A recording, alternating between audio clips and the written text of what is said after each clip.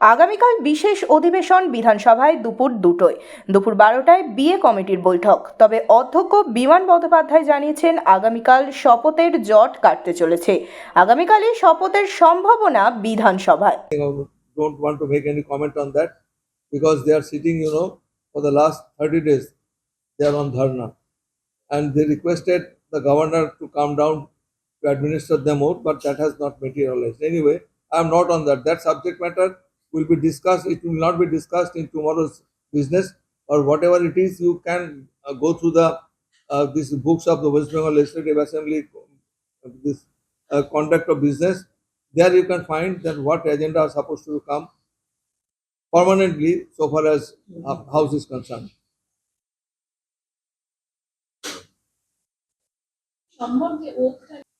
সব আলোচনা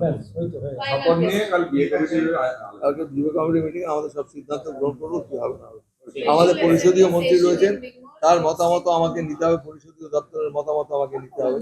তারা কি বলছে এটা বেসিক্যালি ওনারই ডিপার্টমেন্টের কাজ। উনি রাজ্যপালকে প্রথম চিঠি দিয়ে বলেছিলেন যে নবনির্বাচিত প্রতিনিধিদের শপথ নেওয়া হোক।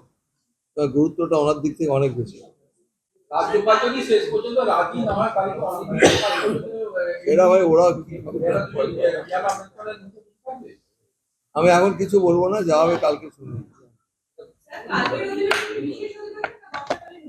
বিশেষ না কালকে বিশেষ অধিবেশন, বিশেষ স্পেশাল, very special session.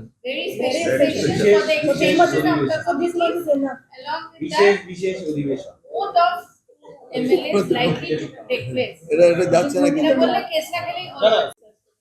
ওদের জন্য তো আমাদের এটা ডাকা হচ্ছে না। আমাদের ডাকা হচ্ছে যে আমাদের গুরুত্বপূর্ণ বিজনেস আছে, সেই জন্য এই বিজনেসটা ডাকা হয়েছে।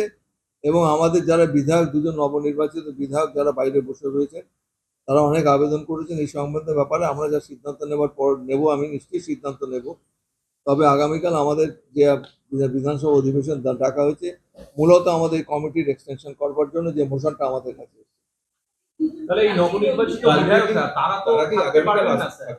পারবে না। ন্যাচারালি যদি তাদের ওত না হলে পরে তা থাকতে পারবেন না। কিন্তু স্যার একটা জায়গা থেকে যায় কি শপথ নেওয়ার, মানে নিয়ম যদি দেখা যায়, যদি অধিবেশন যা হবে সব কালকে হবে, আজকে এখানে কিছু বলা যাবে না। আমরা কালকে 12টার সময় বসবো বিজনেস অ্যাডভাইজারি কমিটির মিটিংয়ে, তারপর আমরা সিদ্ধান্ত গ্রহণ করবো কি হবে না হবে।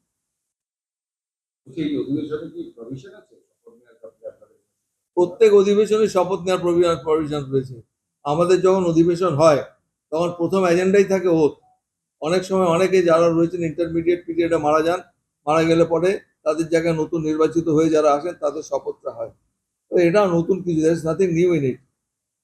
It is the convention that is being followed in Lok Sabha and in different state assemblies also. আমি এখনো কিছু সিদ্ধান্ত গ্রহণ করিনি, কাল বিএ কমিটির মিটিং আমি সিদ্ধান্ত গ্রহণ করব।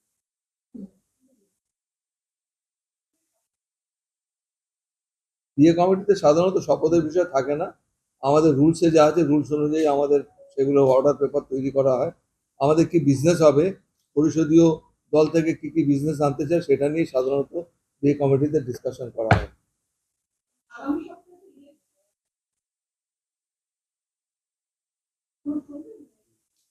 সেটা দেখা যাবে হাউসের কি বিজনেস আছে সেটার উপর ডিপেন্ড করবে। আমরা সেটা ডিপেন্ড করার পরে আমরা সিদ্ধান্ত নেব কদিন চলতে পারবে না পারবে। আপাতত আগামীকাল আমাদের দুপুর 2টোর সময় হাউস চলছে এবং আপনাদের মাধ্যমে আমাদের রুল 3 ওয়েস্ট বেঙ্গল যে rules of procedure and conduct of business in West Bengal legislative assembly, তাতে আমাদের রুল থেকে বলা রয়েছে যে শর্ট টাইমের মধ্যে সব সদস্যকে ব্যক্তিগতভাবে সমন দেওয়া যাবে না বা নোটিশ দেওয়া যাবে না। আপনাদের মাধ্যমে আমি আমাদের সমস্ত যারা সদস্য রয়েছেন, মন্ত্রিসভার সদস্য রয়েছেন, সবার কাছে আমি বলবো যাতে এই বার্তাটা যায়। আগামীকাল দুপুর 2টোর সময় বিধানসভার অধিবেশন শুরু হচ্ছে। আমি এখন বিজনেসগুলো কালকে সব ঠিক করে নেবো। অবিচুয়ারি অনেকেই মারা গেছেন, অবিচুয়ারি একটা হয় সাধারণত আমি সবগুলো দেখে ঠিক করবো। এত শর্ট টাইমে, মানে এটা কি এতটাই ভাই এটা আইনে আছে, আইনে হতে পারে।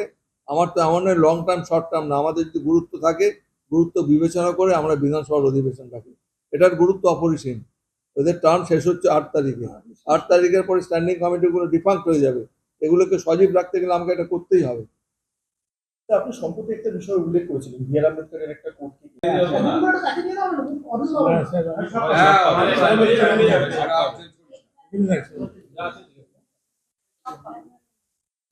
মাননীয় পরিষদীয় মন্ত্রীর কাছ থেকে আমি একটা চিঠি পেয়েছি। চিঠির বক্তব্য হলো যে আমাদের পশ্চিমবঙ্গ বিধানসভাতে 4টে ফাইন্যান্সিয়াল কমিটি রয়েছে, 11টা ট্র্যাডিশনাল কমিটি আর 26টা ডিপার্টমেন্টের রিলেটেড স্ট্যান্ডিং কমিটি, এবং এদের টেনিওর শেষ হচ্ছে 8ই জুলাই 2024। যেহেতু আমাদের হাউসটা প্রোরোগড হয়নি, সাইনেডাই হয়ে রয়েছে, তার মানে ধরতে হবে the assembly is in session.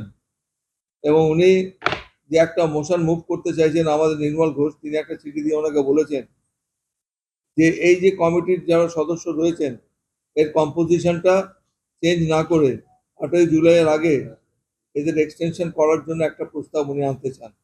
তো এটা অত্যন্ত অসীম গুরুত্বপূর্ণ, যেহেতু আমাদের স্ট্যান্ডিং কমিটি তারা ফাংশন করে বিভিন্ন জায়গায় গিয়ে বিভিন্ন সাবজেক্টের উপরে, এবং সেই জন্য উনি একটা নোটিশও দিয়েছেন শোভনদেব বাবুকে। সেই নোটিশের কপি সম্বলিত একটা চিঠি আমাকে শোভনদেব চট্টোপাধ্যায় দিয়ে অনুরোধ করেছেন যাতে আমাদের এই বিধানসভাটা রিকনভেন করা হোক।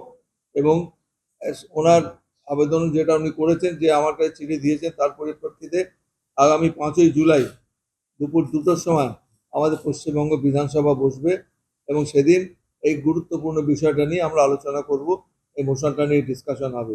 সেই সঙ্গে সঙ্গে সরকারের অন্যান্য যা বিজনেস আছে সেই বিজনেসগুলো কি আছে সেটা দেখে আমরা কালকে 12টার সময় বিএ কমিটি মিটিংয়ে সিদ্ধান্ত গ্রহণ করব। এটা কি একদিনের জন্য